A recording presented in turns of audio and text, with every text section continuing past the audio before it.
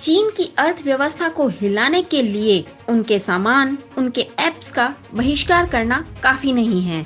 उसके लिए और भी प्रयत्न करने होंगे। जानना होगा क्या कमी है हम में, कैसे हम उनसे आगे निकल सकते हैं।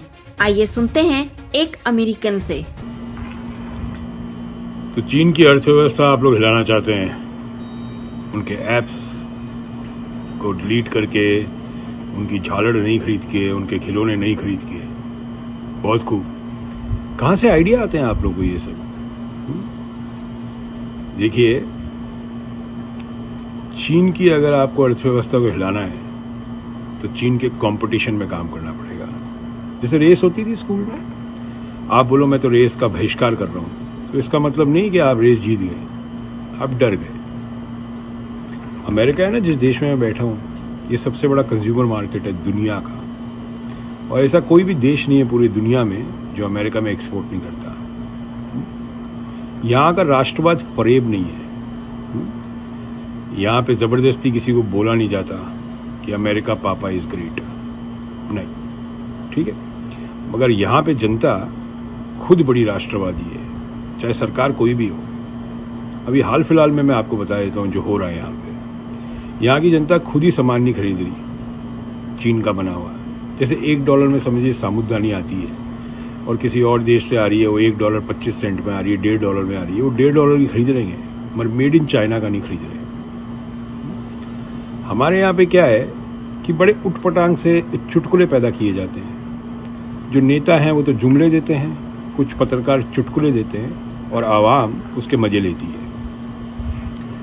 मुझे ये समझ नहीं आ रहा कि ओलंपिक्स ऑफ बिजनेस में, ओलंपिक्स ऑफ बिजनेस समझते हैं क्या होता है?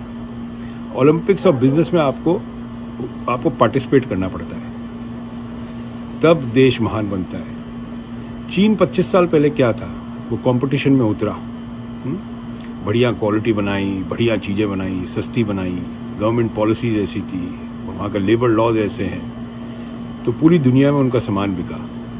हमारे यहाँ क्या है कि चिंडी चोरी बहुत है, चलता है, एटीट्यूड बहुत है कि चला लेंगे, चलता है। मैं आपको अपने ट्रेड की बता देता हूँ। हमारे ट्रेड में एक तरह का आभूषण बनता है जिसको बोलते हैं कुंदन का काम होता है। वो पहले बीकानेर में हुआ करता था किसी ज़माने में, और ये जो आए थे मुगल एम्परर्स, ये उनकी ज्वेलरी थी, वो छोड़ के गए अपनी विरासत यहाँ पे। कुंदन मीने की जवाहरात, किसी भी झोरी से पूछिएगा। आपको पता है कुंदन मीने की जो ज्वेलरी चाइना बनाने लग गया था, और इंडिया के जो ज्वेलर बैठे थे आउट ऑफ मार्केट हो गए थे। हमारे ट्रेड में ऐसा कोई पत्थर नहीं है जो चाइना नहीं बनाता। दूसरा, मैं आप लोगों का फरेब जो है राष्ट्रवाद का, उसका भी खुलासा कर देता हूँ। हमारे ट्रेड में ऐसे कई लोग थे जिन्होंने ग्वांगजू जाके फैक्ट्री खोली थी, जो इंडस्ट्रियल एरिया है चाइना का। आप में से बहुत लोग चाइना गए नहीं है, जाके देख के आइए चाइना में किस हिसाब से काम होता है। वहाँ पे 1000 पीस का ऑर्डर देते हैं ना, तो 1000 के 1000 पीस सारे करेक्ट होते हैं, कहीं गलती नहीं निकाल सकते। मैं आपको बोलता हूँ, मेरी खुद की फैक्ट्री थी जयपुर के अंदर 2014 तक। मैंने बंद क्यों करी? बिजली नहीं आती थी 8 घंटा। एक्सपोर्ट लगाते थे, जो वहाँ पे अप्रेजर होता था उसको हर एक इनवॉइस पे पैसा खिलाना पड़ता था। ये चिंडी चोर जहाँ बैठे थे सब जगह। फिर कोई भी त्यौहार आ जाए तो कभी डाकिया आ जाएगा, कभी कोई आ जाएगा, साहब दिवाली की मिठाई दे दो, दिवाली का ये दे दो। ये सब चाइना में नहीं होता है। चाइना में वर्क एथिक्स बहुत स्ट्रांग है, बहुत स्ट्रांग वर्क एथिक्स है। इसलिए चाइना दुनिया में कंज्यूमर मार्केट में नंबर 1 था। यहाँ तक कि अमेरिका का कंज्यूमर मार्केट चाइना ने ख़त्म कर दिया था। अमेरिकन कंज्यूमर मार्केट जो था, यहाँ पे मैन्युफैक्चरिंग जो होती थी अमेरिका में, वो चाइना ने ख़त्म करी थी धीरे धीरे। बिकॉज कंपटीशन के अंदर वो अमेरिका से भी सस्ता सामान बनाने लग गया था, तो अमेरिकन चाइना का सामान खरीदने लग गए थे। और आप लोग बात करते हैं झालड़ से आप चीन की अर्थव्यवस्था हिला देंगे। उनके ऐप्स जो हैं, जिसपे आजकल जितने बेरोजगार लोग हैं जो कि टिकटॉक पे अपना काम करते रहते हैं, वो टिकटॉक को आप लोग डिलीट करना चाहते हैं, जिससे चीन की अर्थव्यवस्था हिल जाए। मुझे लगता है जो आप लोगों को ये सुझाव देते हैं ना, उनके ऊपर का जो माला है ना, वो बिल्कुल हिला हुआ है। वो करेक्ट सुझाव नहीं दे रहे। नहीं, चीन से अगर आपको कम्पीट करना है तो उनके साथ वही खेल खेलिए। अगर हम कोई चीज़ ऑर्डर करते हैं आपको, से फॉर एग्जाम्पल ये डंबल है, मैं आपको बताता हूँ, अभी डंबल है, ये देखो कहाँ का है, ये सुनना आप, ये डंबल 1 साल पहले खरीदा हुआ था, मेड इन चाइना। ठीक है, तो आप ये समझ जाइए कि अगर आपको कंपटीशन में उतरना है तो आपको क्वालिटी में उतरना पड़ेगा।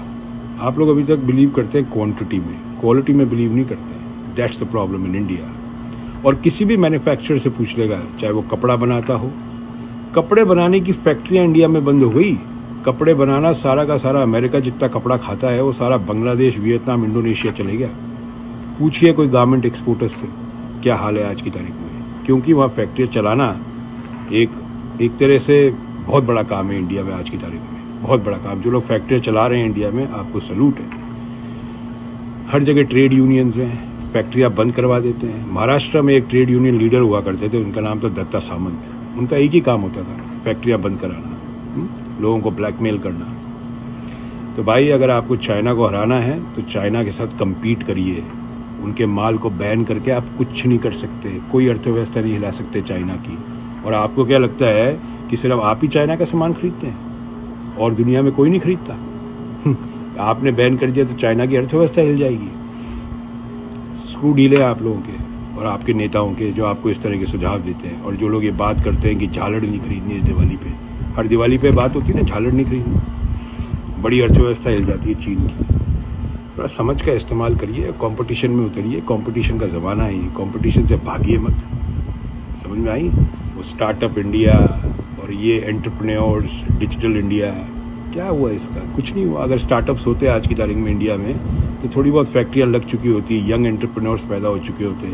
आज जो 24 साल 25 साल का लड़का जो रात के 3 बजे लोगों को ज्ञान बांटता रहता है सोशल मीडिया पे, उस रात को 10 बजे सोता है, सुबह अपनी फैक्ट्री चलानी थी उसको। ऐसा कुछ भी नहीं है। मजदूरों का क्या हाल हो चुका है आप ये सोच सकते हैं, ठीक है ना? जहाँ पे मजदूरों का, जहाँ पे एक 10 साल का बच्चा घर के नौकर को छिछी करके बुलाता हो, चुटकी करके बुलाता हो, जिसको इज्जत नहीं है लेबर की, वहाँ पे कभी भी लेबर इतनी सक्षम नहीं हो सकती कि वो चीन जैसी कंट्री से कम्पीट कर सके। और जैसे मैंने कहा, ग्वांगजू जाइए, पता करिए एयर एशिया की टिकट मिल जाती है $28,000 की, 28,000 रुपये की। जाइए, पता करिए, देखिए कैसे फैक्ट्रियाँ चलती है। टाइम, पंक्चुअलिटी अपने देश में कभी हुई नहीं है। चाइना में अगर ऑर्डर देते हैं कि 29 तारीख को डिलीवरी चाहिए तो 29 तारीख को डिलीवरी होती है। इंडिया में नंबर 1 प्रॉब्लम इस पंक्चुअलिटी नहीं है। ना नेता पंक्चुअल है, ना आवाम पंक्चुअल है।